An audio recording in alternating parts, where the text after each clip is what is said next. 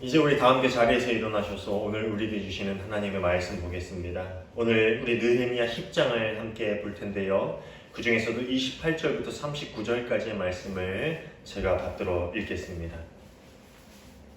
그 남은 백성과 제사장들과 레위 사람들과 문지기들과 노래하는 자들과 느디닌 사람들과 및 이방 사람과 절교하고 하나님의 율법을 준행하는 모든 자와 그들의 아내와 그들의 자녀들 곧 지식과 총명이 있는 자들은 다 그들의 형제 귀족을 따라 저주로 맹세하기를 우리가 하나님의 종 모세를 통하여 주신 하나님의 율법을 따라 우리 주 여호와의 모든 계명과 규례와 율례를 지켜 행하여 우리의 딸들을 이 땅 백성들에게 주지 아니하고 우리의 아들들을 위하여 그들의 딸들을 데려오지 아니하며 혹시 이 땅 백성이 안식일에 물품이나 온갖 곡물을 가져다가 팔려고 할지라도 우리가 안식일이나 성일에는 그들에게서 사지 않겠고 일곱째마다 땅을 쉬게 하고 모든 빚을 탕감하리라 하였고 우리가 또 스스로 규례를 정하기를 해마다 각기 세겔의 3분의 1을 수납하여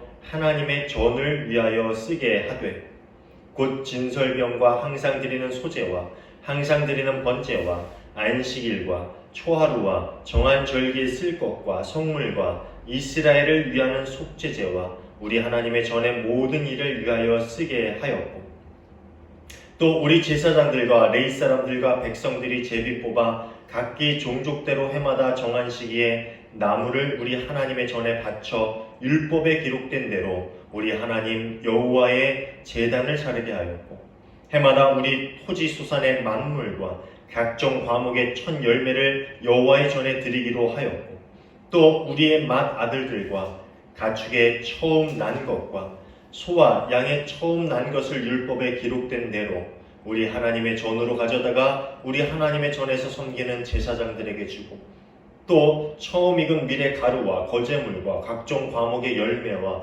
새 포도주와 기름을 제사장들에게 가져다가 우리 하나님의 전에 여러 방에 두고 또 우리 산물의 11조를 레위 사람들에게 주리라 하였나니 이 레위 사람들은 우리의 모든 성읍에서 산물의 11조를 받는 자임이며 레위 사람들이 11조를 받을 때에는 아론의 자손 제사장 한 사람이 함께 있을 것이요 레위 사람들은 그 11조의 10분의 1을 가져다가 우리 하나님의 전 곳간에 여러 방에 두되 곧 이스라엘 자손과 레위 자손이 거제로 드린 곡식과 새 포도주와 기름을 가져다가 성소의 그릇들을 두는 골방 곧 섬기는 제사장들과 문지기들과 노래하는 자들이 있는 골방에 둘 것이라.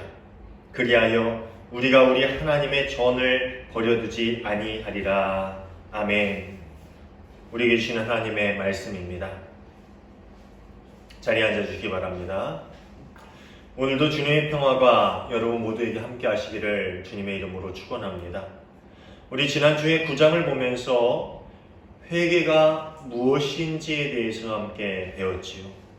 회개는 우리가 반복해서 하나님을 피하고 하나님으로부터 멀어져도 우리를 찾고 부르시고 용서하시는 그렇게 변함없이 신실하신 하나님의 성품을 의지하는 우리의 신앙 고백이다라고 이야기했습니다.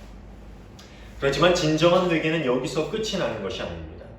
지난주에도 말씀을 드렸는데 저는 이 회개에 관한 김기성 목사님의 글이 참 좋습니다. 회개란 부르짖는 것이 아니라 일상의 초점을 바로잡는 것이다. 그렇습니다. 회개는 말씀을 통해서 우리의 삶을 보고 그것으로 인해서 비통한 마음을 가지고 신실하신 하나님 앞에 나아오는 시간도 중요하지만 거기서 끝나는 것이 아닙니다. 그 이후에 삶의 변화가 있어야 되는 것이지요. 이전까지 흐트러진 채 살아왔던 우리의 일상들을 제자리로 돌려놓는 일이 정말 중요한 것입니다. 그렇지만 그것이 결코 쉬운 일이 아니죠. 세상의 모든 일이 그렇겠지만 이 죄라는 놈도 관성이라는 것이 있습니다. 그렇기 때문에 우리가 하나님의 길 안으로 들어와서 살아간다 할지라도 정말 때때로 죄의 유혹을 받을 수도 있고요. 또 우리가 알게 모르게 부지불식간에 그 죄의 예전의 자리를 향하여서 걸어가고 있는 우리의 모습을 종종 발견하게 될 때도 있을 것입니다. 그것은 이스라엘 백성들에게도 마찬가지였을 것입니다. 그들은 자신의 조상 때부터 숱하게 반복됐던 불순종의 역사와 또 그들 또한 자신들의 조상과 별반 다르지 않다라는 것을 잘 알고 있었을 것입니다. 그래서 조상들이 지나온 역사를 돌아보면서 하나님의 은혜를 찬양하고 조상 때부터 이스라엘의 불순종을 고백하고 하나님의 신실하심에 의지하는 회개의 고백을 주님께 드렸다면 이번에는 또 다른 결단을 하나님 앞에 보여줍니다.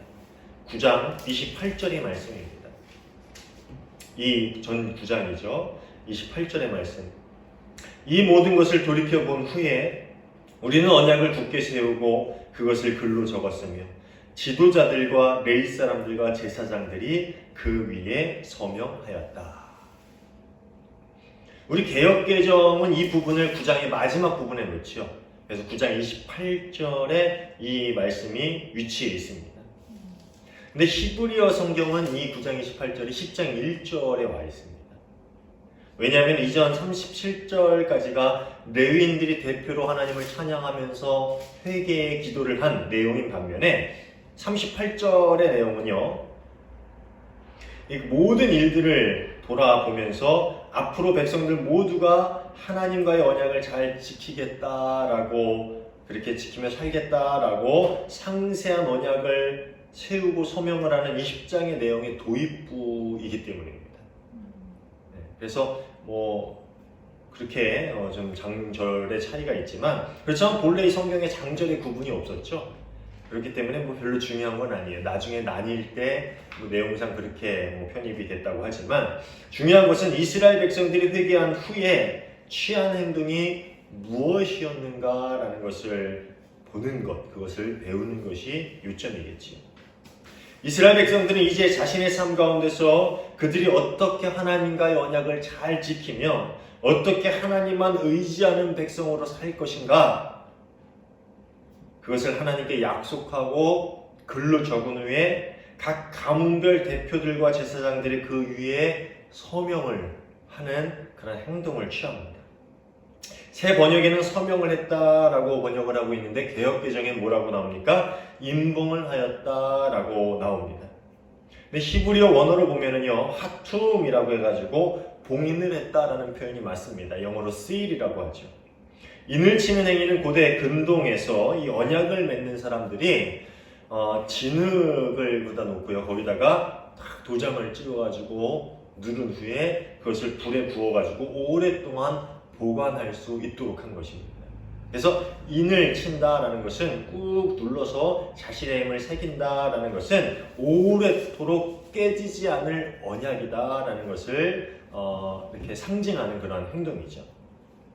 이스라엘 백성들은 하나님께 앞으로는 저희가 하나님의 율법, 즉 하나님의 가르침을 따라 살겠습니다 라고 서약서를 쓴 후에 그것이 깨지거나 파기될 수 없는 언약임을 강조하기 위해서 제사장과 레위 사람들 뿐만 아니라 각 가문별 한 사람씩 나와가지고 그 위에 자신의 이름이 새겨진 도장을 찍었다라는 것이죠.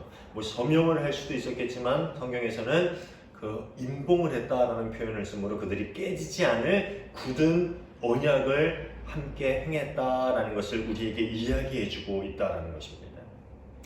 그리고 10장 1절부터 27절까지는 그 서명, 그 임봉에 참여한 사람들의 명단이 나오는데요.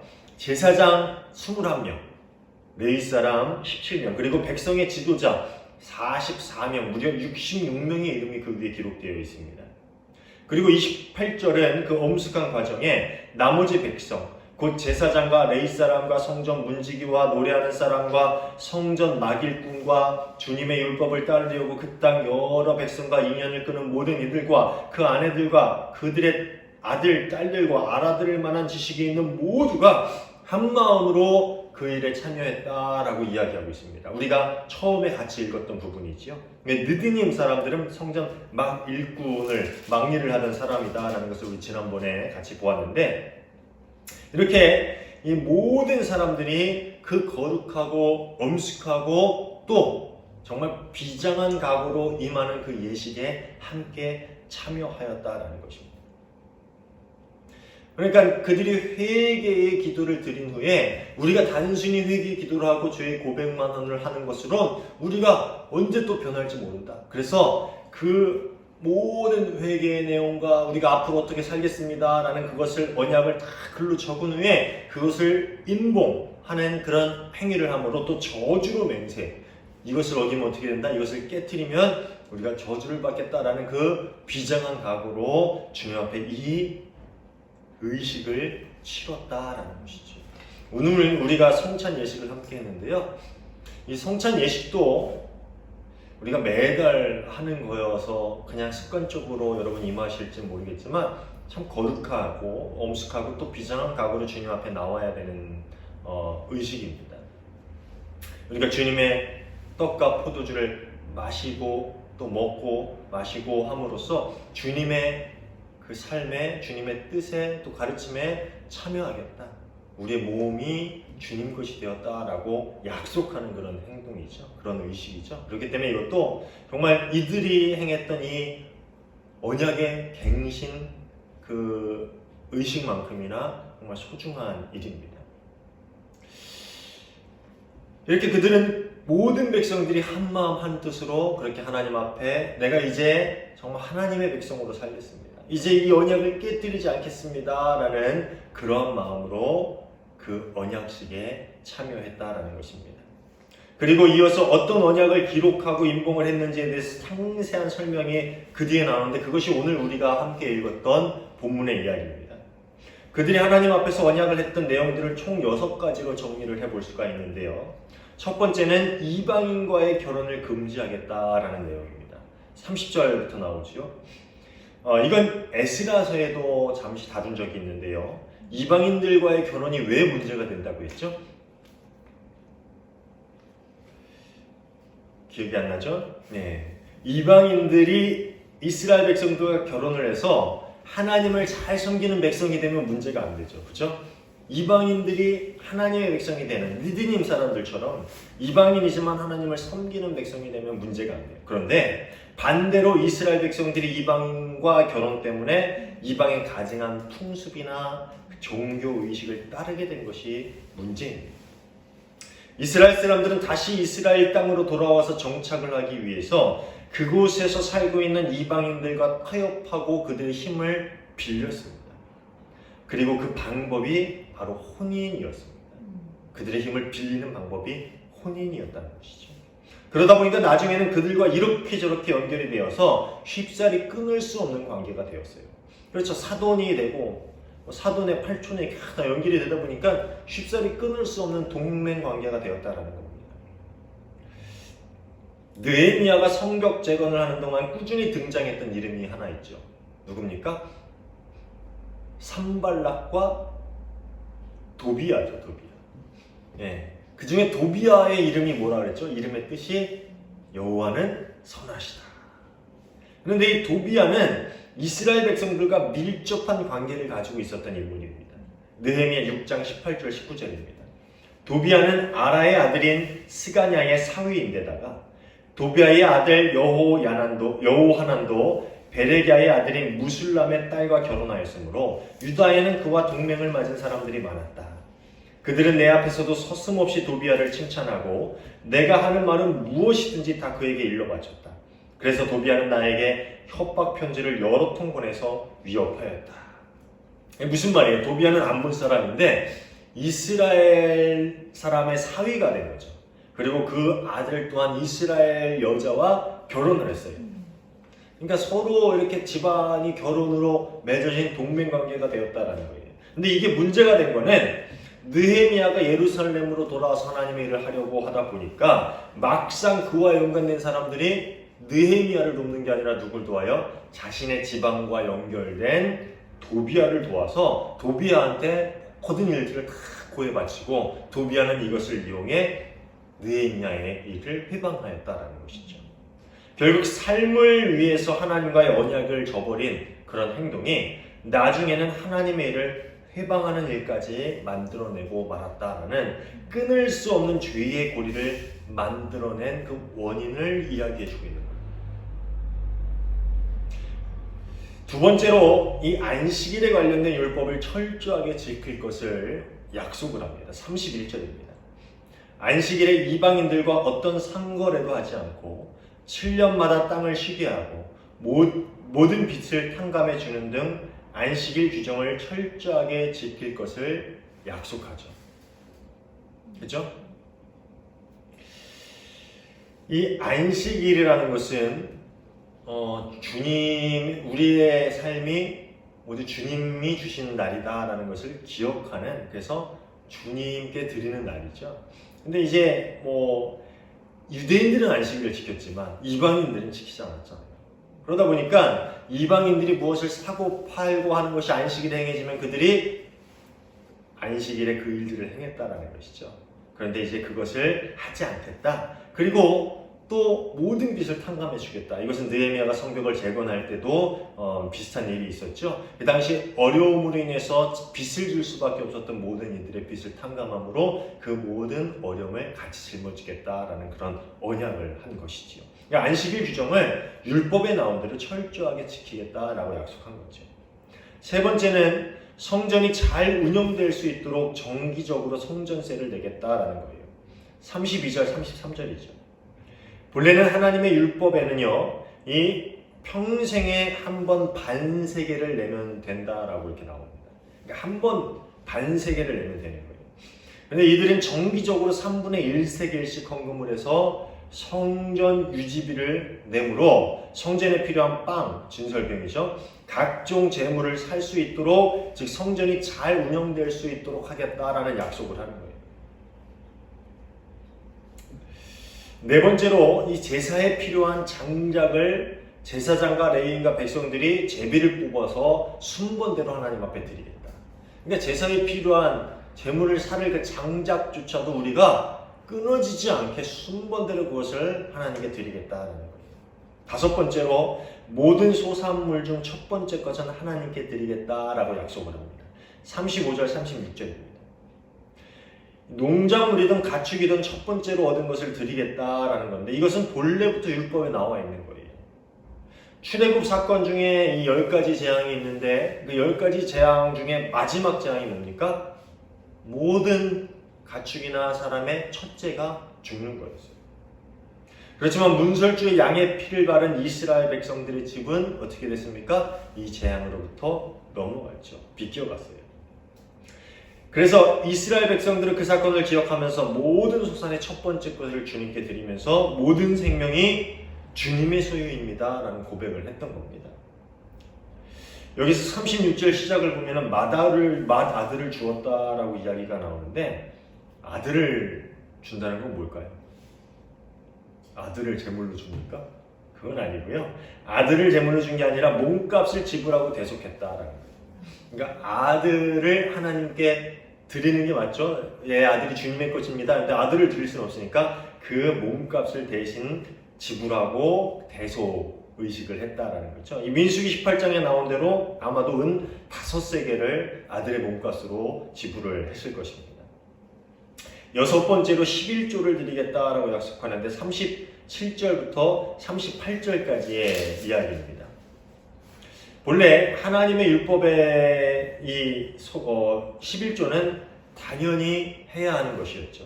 이 말라기에도 보면은요, 이 당시 백성들이 11조를 해야 하는데 하지 않는 것에 대해서 지적을 하는데, 이스라엘 사회에서 11조는 레위 사람들과 제사장들을 위한 것이기도 했지만 또 한편으로는 가난한 사람들을 돕는 사회적인 제도이기도 했습니다. 그러니까 11조를 낸다는 것이 교회에서 하나님께, 성전에서 하나님께 헌신하는 제사장들과 레위 사람들의 생활을 책임지는 것이기도 했지만 또 그것이 가난한 사람들을 위해서 쓰이기도 했다라는 것이죠. 그래서 여러 사람들을 돕는 사회적인 제도로 쓰였던 것이 11조라는 것입니다. 마지막으로 성전의 창고가 비지 않도록 꾸준히 헌물로 채우겠다라는 약속을 하는데 39절의 말씀이죠. 이 당시 개념으로는 성전의 풍요로움이 곧 백성들이 하나님께 받는 축복의 상징이었습니다. 그런데 안타깝게도 오랜 시간 동안 이 백성들은요, 성전을 돌보는 일에 좀 무관심했어요. 성전이 어떻게 있든 그것에 대해서 별로 관심을 가지지 않았습니다. 그래서 이 약속을 하면서 이제 자신들의 삶이 힘들지라도 하나님의 성전을 등한시하지 않겠습니다 라는 다짐을 하나님께 하고 있다는 겁니다. 39절의 마지막 부분을 보면은요, 이렇게 말씀이 마무리되는데, 우리는 우리 하나님의 성전을 아무렇게나 버려두지 않을 것입니다. 사실 그들은 성전이 재건되고 성벽이 완성되기 이전까지는 하나님의 성전과 하나님의 가르침은 별로 관심이 없는, 그것에는 별로 관심이 없는 삶을 살고 있었습니다. 당시 백성들의 삶을 기록하고 있는 예언서인 학개와 말라기서를 보면은요, 그들이 어떤 삶을 살고 있었는지, 어떠한 신앙을 가지고 살고 있었는지를 잘 알 수가 있습니다. 학개서 1장 4절은 이렇게 이야기하고 있죠. 성전이 이렇게 무너져 있는데 지금 너희만 잘 꾸민 집에 살고 있을 때란 말이냐.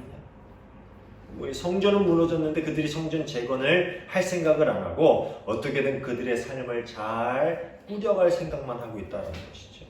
또 말라기 1장 11절부터 13절입니다. 해가 뜨는 곳으로부터 해가 지는 곳까지 내 이름이 이방 민족들 가운데서 높임을 받을 것이다. 곳곳마다 사람들이 내 이름으로 분향하며 깨끗한 제물을 바칠 것이다. 내 이름이 이방 민족들 가운데서 높임을 받을 것이기 때문이다. 나 만군의 주가 말한다. 그런데 너희는 주님께 차려드리는 상쯤은 더러워져도 괜찮아 하면서 너희들도 싫어하는 음식을 제물이라고 그 위에 바치니 너희는 지금 내 이름을 더럽히고 있다. 너희는 또 얼마나 실증나는 일인가 라고 말하면서 제물을 멸시한다. 나 만군의 주가 말한다. 너희가 훔쳤거나 쫄뚝거리거나 병든 짐승을 제물이라고 가지고 오니 내가 그것을 너희에게 달갑게 받겠느냐? 나 주가 말한다. 이 말라기서를 보면 그 당시 정말 너무나도 비참했던 성전 제사의 형식을 이야기해 주고 있어요. 뭐예요?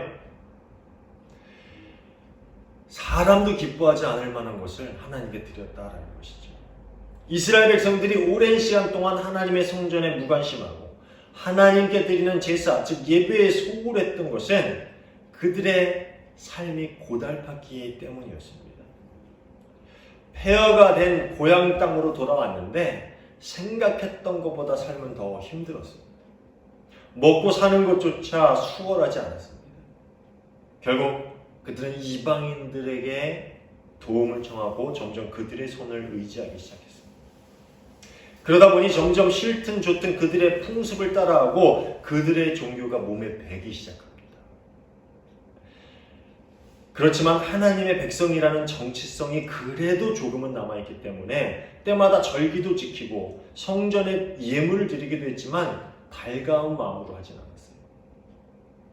그러니까 삶은 고달프고 또 어떤 사람들은 이방인들과 같이 교제하다 보니까 이방인의 풍습에 익숙하고, 근데 하나님의 백성이다 보니까 제사는 드려야 되고, 그러니까 제사 드리는 것이 마지 못해 드리는 그런 제사였다는 것이죠. 그러다 보니까 제사를 드리는데 흠이 있는 것들, 심지어 사람들에게 주어도 기쁘지 않을 만한 병든 것들을 하나님이 가지고 와 드리기 시작했다는 것이죠. 이것은 백성의 문제뿐만 아니라 제사장들도 그러했다는 것. 자신의 형편이 어려운데 무엇을 하나님께 드릴 수 있겠냐라는 마음이 그들의 삶을 하나님의 뜻과 하나님의 가르침으로부터 멀어지게 만들었다라는 것이죠.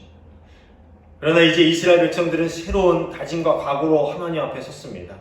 언약을 하나하나 기록하고 자신들의 이름들을 쓰고 임봉을 함으로 다시는 하나님이 원하시는 그 삶의 자리, 하나님의 백성으로서의 제자리를 우리가 벗어나지 않겠습니다 라고 하나님 앞에 다짐을 합니다.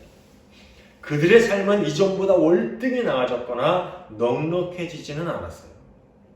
성전을 짓고 성벽을 지을 때 이전보다 그들의 삶이 갑자기 좋아진 것은 아닙니다. 삶은 여전히 힘들었습니다. 이제 겨우 성벽이 완공되었을 뿐 그들의 형편은 여전했지만 그들의 마음만은 새로워졌습니다. 이제 삶의 모든 일들이 그들이나 자기 자신들이나 다른 이방인의 손에 달린 것이 아니라 오직 하나님께만 달렸다라는 것을 깨닫고 하나님을 예배하는 일, 또 하나님을 기쁘시게 하는 일들을 삶의 가장 앞자리에다가 가져다 놓습니다.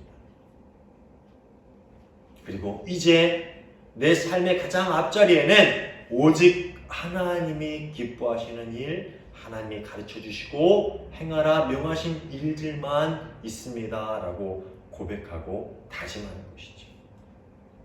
생명의 삶 시어로에 보면은요, 미국 텍사스 빌리지 처치의 이 맷 챈들러라는 목사님이 있는데 그 목사님의 글이 나오는데요. 그 명언을 밑에다 조금씩 적어놓은 게 있는데 거기에 그런 글이 나오더라고요. 어둠 속에서 용감해지는 것은 어렵다. 그렇지만 한편으로 우리가 용감하다라는 것을 발견할 수 있는 것은 오직 어둠 속에서만 가능하다. 누구나 빛 가운데서는 터프가이처럼 행동할 수 있다. 참 재밌죠? 진정한 이 신앙은 하기 힘들 때, 할 수 없을 때 행동하는 것이죠. 물론 어둠 속에서 빛의 자녀로 용감하게 자신의 신앙을 지키는 거 쉽지 않습니다. 이스라엘 백성들이 이전에는 그러했다라는 거예요. 삶이 어렵다 보니까 이방인의 손도 잡고 그러다 보니까 그들의 풍습도 따르게 되고 그러다 보니까 하나님께 소홀해지게 되고 어둠 속에서 용감해지는 것이 쉽지 않음을 그들이 몸소 경험했어요. 그렇지만 그 가운데서 나와가지고 이제 그들은 용감해지기로 작정했다라는 것이죠.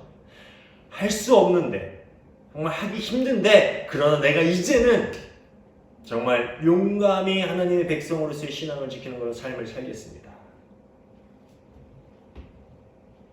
어둠 속에서 용감해지는 것, 그것이 진정 하나님을 신뢰하는 우리 신앙의 표현이라는 것이죠.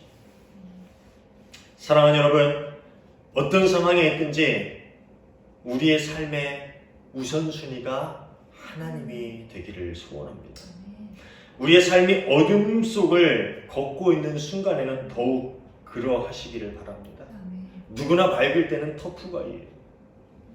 누구나 상황이 좋을 때는 할 수 있어요. 기꺼이 하지요. 그렇지만